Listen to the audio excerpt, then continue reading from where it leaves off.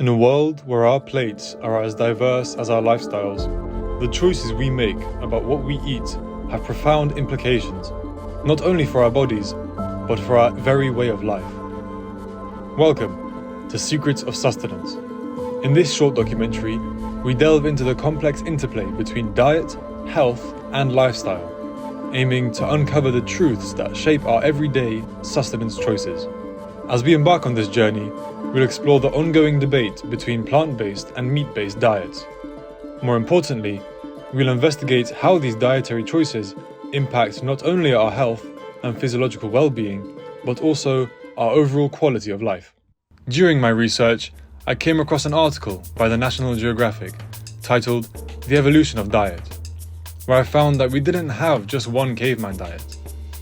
Leslie Aiello says, "The real hallmark of being human isn't our taste for meat, but our ability to adapt to many habitats and to be able to combine many different foods to create many healthy diets."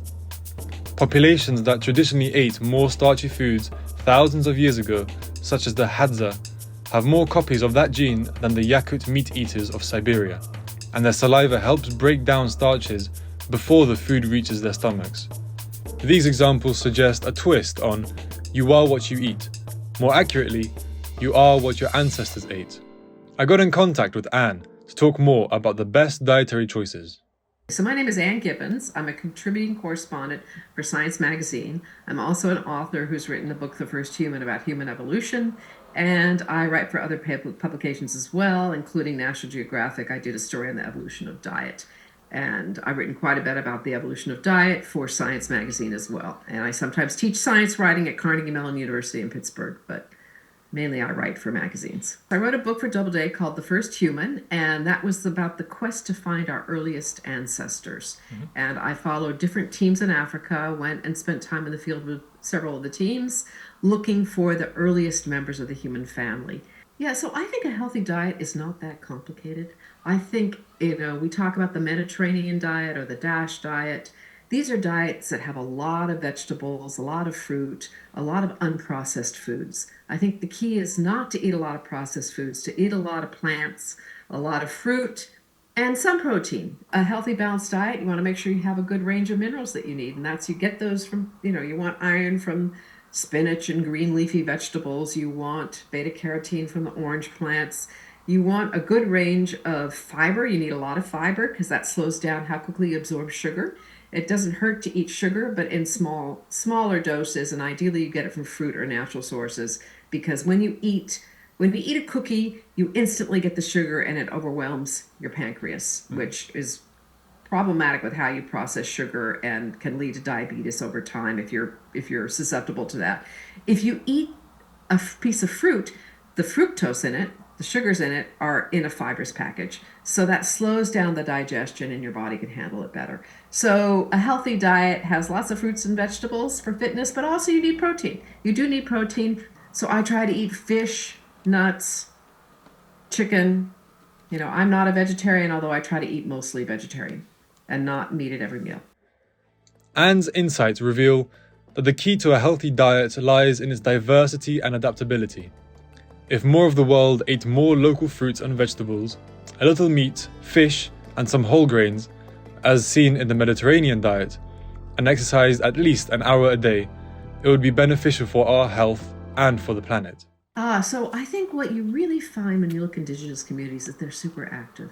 They walk a lot, they move around a lot. They're not sitting around watching, TV. They're have very active lifestyles. They also don't have processed food. You don't see it until grocery stores open up in their area. And a very sad thing about that is, so when I've interviewed researchers about this, they talk about the nutrition transition. So when the grocery stores open up in the Amazon, in market towns, the first people to get overweight are the women, then the children, and then the men. The men are often the ones who are, moving a little more, probably moving farther in the landscape to hunt or do other things. So they really do see, with the weight gain and the eating processed foods, that you end up with all sorts of problems like diabetes, heart disease, strokes. This all starts to go with when the weight goes up and the quality of the food. Anne explained that a healthy diet isn't complicated. Eat lots of vegetables and fruits, some protein from beans, chicken or fish, and avoid processed foods. This approach mirrors traditional diets that have sustained indigenous communities for millennia, emphasizing whole, natural foods over processed options. The introduction of processed foods into indigenous diets highlights the detrimental effects of the modern Western diet, and stresses the importance of eating whole foods and maintaining an active lifestyle to prevent chronic diseases. To gain a professional athlete's perspective on diet and athletic performance, I spoke with Dave Heathcock, an Olympic swimming coach. My name is Dave Heathcock. I'm the head performance coach at Ealing Swimming Club, and I coach elite athletes to Olympics. So I've coached swimmers who've won medals at the Olympic Games, World Championships, Paralympics, World Para Games, Commonwealth Games, Youth Championships, European Championships. There's almost too many to say in a way, Phil, to be honest. A healthy diet is a balanced diet. And obviously it depends on what sort of sport and calories you're going to use. But a healthy diet has to make sure you've got the right minerals, the right vitamins, the right amount of fibre, the right amount of protein. So it's basically healthy foods. You know, you want to have, depending on our sport, but a balance of carbs and proteins. You want to avoid sweet things, but doesn't mean you can't ever have chocolate. So it's got to be balanced. That's what I would say. And also you have to think about when you're going to eat, what time of the day. Dave outlines the key components of a balanced diet: proteins, carbohydrates, fruits and vegetables. For athletes, it's essential to have a structured eating schedule, focusing on regular grazing rather than binge eating. Younger swimmers, for sure, their parents think sweets are good, parents think that crisps are good. They think about food that fills them up rather than food that is actually quite good for them. So that's their biggest pitfall, especially at competitions. I wouldn't say during the normal day, it's at competitions some of those things happen. As you get older or more advanced in the sport, nutrition plays a part of your everyday life.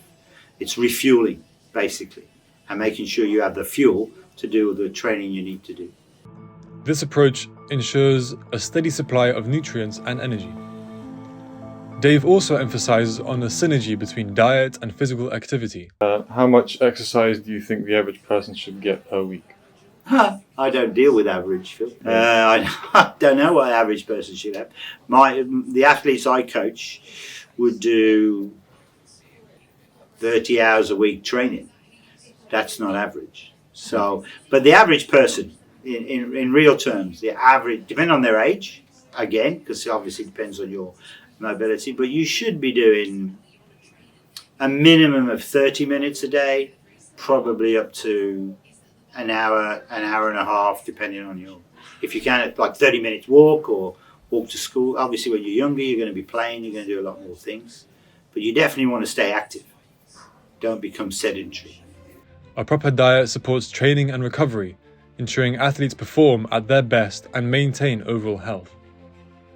Proper nutrition is critical for athletes, as it supports training, recovery, and overall health. Dave's experience shows that neglecting diet can lead to poor performance and health issues. Dave highlights the importance of a well-rounded diet for athletes, emphasizing the need for adequate protein and nutrients to support physical development and performance. May we remember that the secrets of sustenance lie not only in what we eat, but in how we treat our bodies. Our diets are a reflection of our history, our environment, and our personal needs. Embracing a diet that balances these elements is key to achieving optimal health and well-being.